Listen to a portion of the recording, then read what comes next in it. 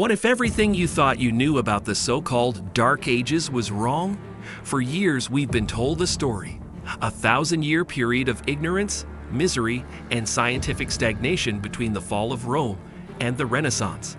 A time when people barely survived, the Church suppressed knowledge, and Europe was shrouded in darkness.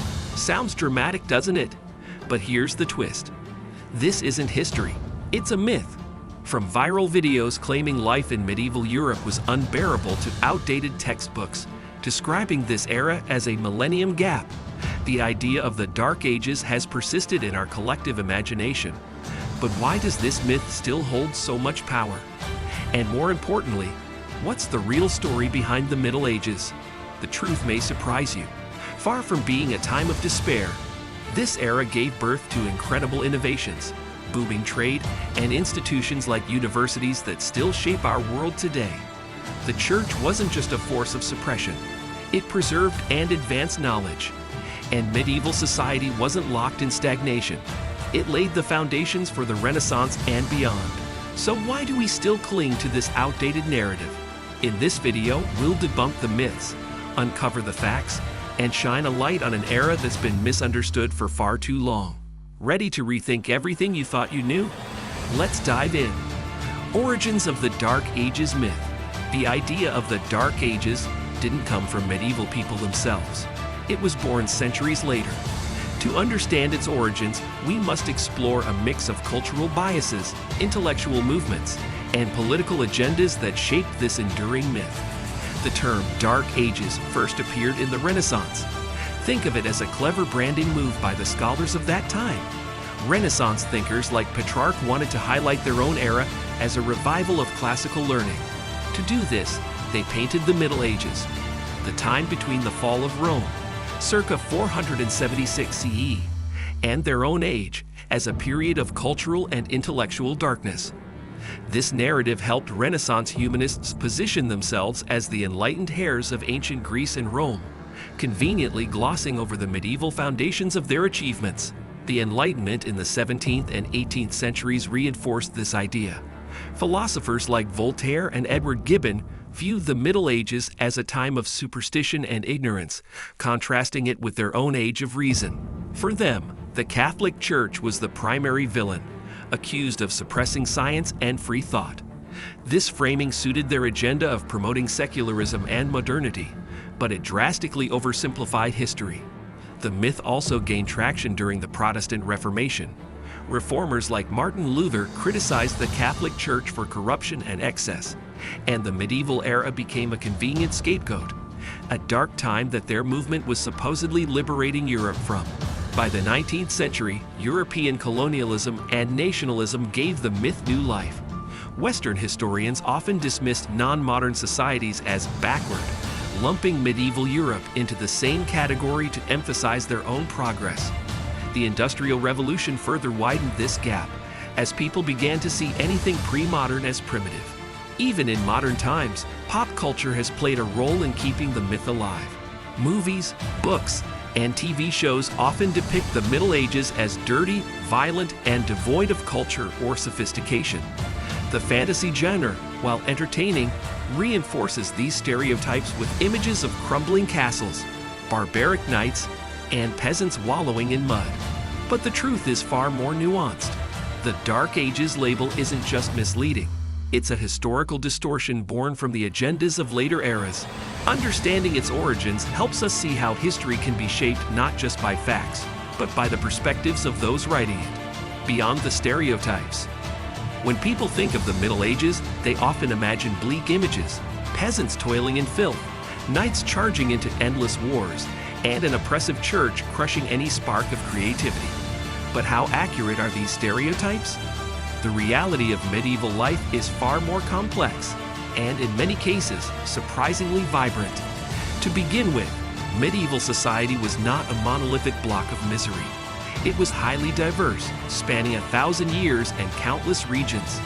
Daily life in 9th century France looked entirely different from life in 14th century Italy. Local cultures, economies, and environments shaped how people lived, worked, and thrived. Take the image of the miserable peasant. Yes, peasants worked hard, but they also had moments of respite. Religious festivals, feast days, and local fairs often provided breaks from labor, allowing communities to come together in celebration. Far from being dreary, medieval villages were social hubs where people gathered to trade, share stories, and celebrate milestones. The stereotype of a starving population is another myth. While famines did occur, many medieval farmers were skilled in crop rotation and land management. New tools like the heavy plow and innovations, such as the three-field system, improved agricultural productivity, ensuring a more stable food supply. Cities, too, were bustling centers of activity. Markets overflowed with goods like textiles, spices, and tools. Merchants and craftsmen organized into guilds, ensuring quality standards and creating a sense of professional pride. Townspeople might enjoy performances by traveling minstrels or witness the latest public debates. Contrary to the idea of a stagnant society, urban areas were hotbeds of trade and innovation. The role of women in medieval life also defies modern assumptions. While medieval societies were patriarchal, women held significant roles in many areas. Noblewomen managed estates, peasant women worked alongside their husbands in the fields, and others became influential nuns, scholars, or business owners. For instance, Christine de Pizan, a 15th century writer, challenged the stereotypes of women as inferior and authored works advocating for gender equality. Another stereotype worth busting is the idea of uneducated masses. Monasteries and cathedrals preserved knowledge, taught literacy, and served as centers of learning. Over time, universities like Bologna, Oxford, and Paris emerged, becoming the foundation for modern education systems. And then there's medieval art and culture. This was the era of illuminated manuscripts, Gothic cathedrals, and epic literature like Beowulf and the Divine Comedy. Far from being culturally stagnant, the Middle Ages were a time of profound creativity and spiritual exploration. While life in the Middle Ages was undoubtedly challenging, it was also full of resilience, progress, and community. People of the era were far from the caricatures we see in movies. They were innovative, resourceful, and deeply connected to their environment and each other. Modern misconceptions and their impact. If the Dark Ages myth has been debunked by historians, why does it still linger in the public imagination? The answer lies in a mix of outdated education, cultural biases, and the power of storytelling. For decades, history classes oversimplified the Middle Ages. Textbooks portrayed it as a stagnant bridge between the glory of Rome and the rebirth of the Renaissance. This narrative was easy to teach but left out key details. It ignored how medieval institutions like universities and guilds laid the groundwork for the modern world.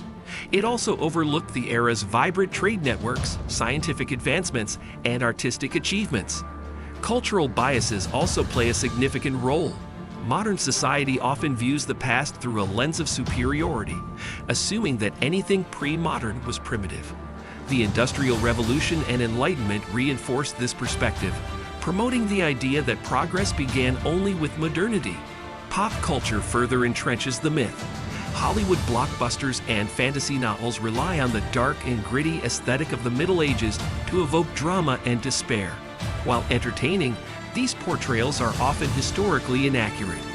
They reduce a complex era to simplistic tropes of suffering and chaos, ignoring its many accomplishments. But perhaps the most powerful reason for the myth's persistence is its utility. The Dark Ages myth allows modern societies to distance themselves from the past and justify their own ideologies. By painting medieval people as ignorant or oppressive, it's easier to argue that today's world is more enlightened.